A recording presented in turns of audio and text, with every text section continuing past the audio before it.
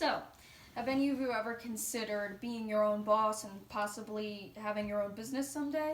If you have, then you might like to open a restaurant, and if that's the case, then I'm going to enumerate some of the obstacles that you might come across in your path to success. I'm not trying to dissuade anybody from opening a restaurant or anything. I'm just trying to make sure that you are very aware of what might be in store for you. So, how do I know about this? Firstly, I've been doing some research on restaurants and the possible issues that arise when opening and operating one.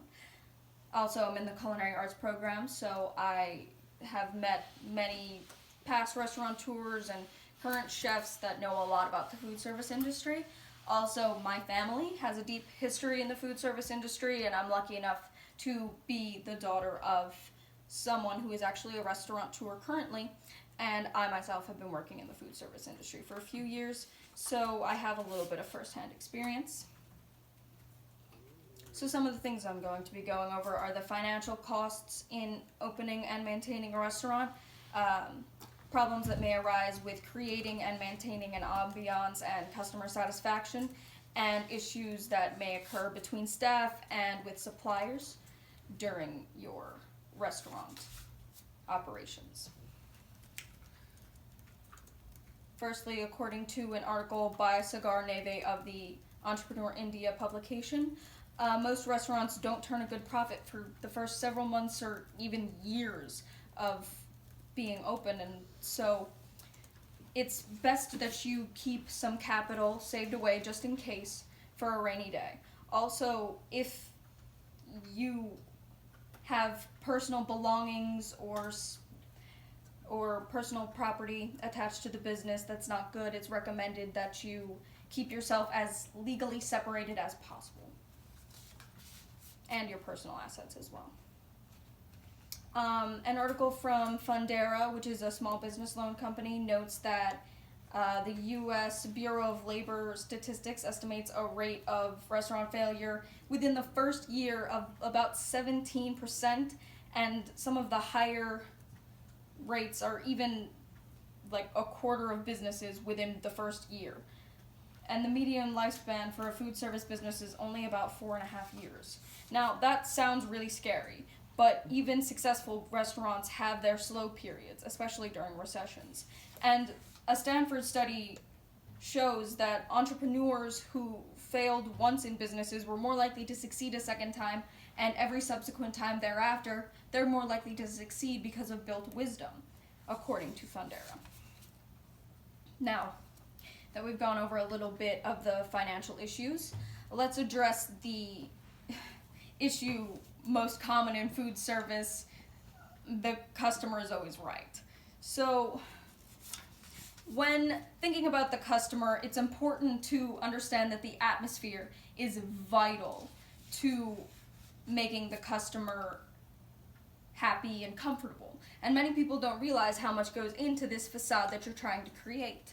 It can be the music, the lighting, food presentation, dress code, everything. And according to a small business blog called Shopkeep, creating an exceptional restaurant atmosphere is a necessary and often overlooked part of offering a memorable experience to restaurant goers. People just don't realize how important it is. And the fact that it's made up of so many different factors is really what makes it so difficult to control. The customer is always, his eye is always drawn to the first imperfection. So, ambiance, according to Dustin Heap of Signs.com, can affect everything from the way that the customer perceives responsiveness and reliability in staff to how much they spend, how fast they eat, how long they stay, whether they'll come back. Everything that the customer decides about you is based on what they experience at your restaurant. And customers can be a little bit of a handful sometimes. There are those problem customers who often make requests that are costly, complicated, or sometimes impossible to meet. And although your restaurant may meet your personal standards perfectly, they might not be actually up to snuff with what your customers are looking for. And you and your staff have to swallow that sometimes. And it might stifle your personal creativity a little bit, but sometimes that's necessary. If requests are put in frequently enough, changes must be made.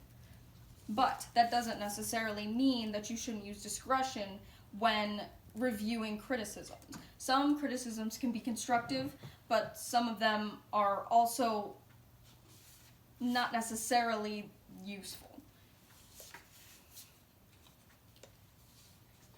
So,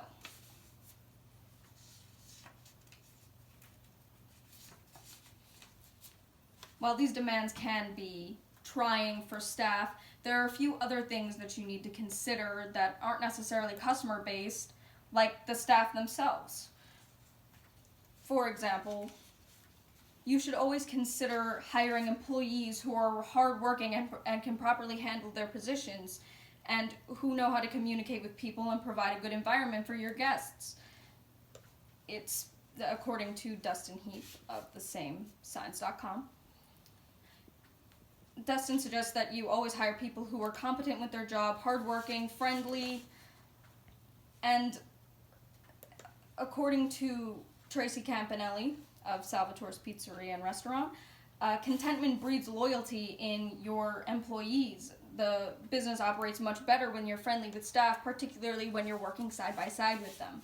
You should always give employees ample time off and be aware of their limits and compensate them fairly for the work that they do. One of the largest problems in the food service industry, according to Campanelli, is employee turnover. You'll train somebody and then they'll leave, and then you have to train a new person who really doesn't know what they're doing. It's just a revolving door of people constantly coming in and leaving. Another issue is fights between the front and back of house. They don't always necessarily get along. And this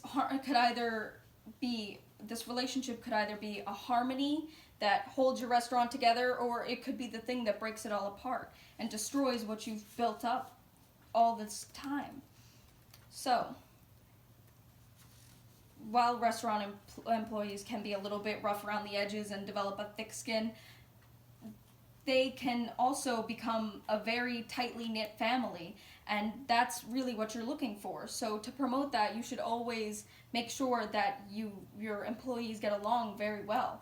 And a way to do that is to have family dinners, as some people call them, which are meetings between your staff that are rather informal and they can get to know each other and really get along. So, in conclusion, I'm not trying to scare you away from opening a restaurant. I'm trying to encourage that, actually. And if you are planning on opening a restaurant, this is just some helpful tips and information about what you might encounter and how to best overcome that. And I have been going over the financial costs, the issues arising with ambiance and customer satisfaction, and finally, problems with your staff and people working in your restaurant. Thank you very much.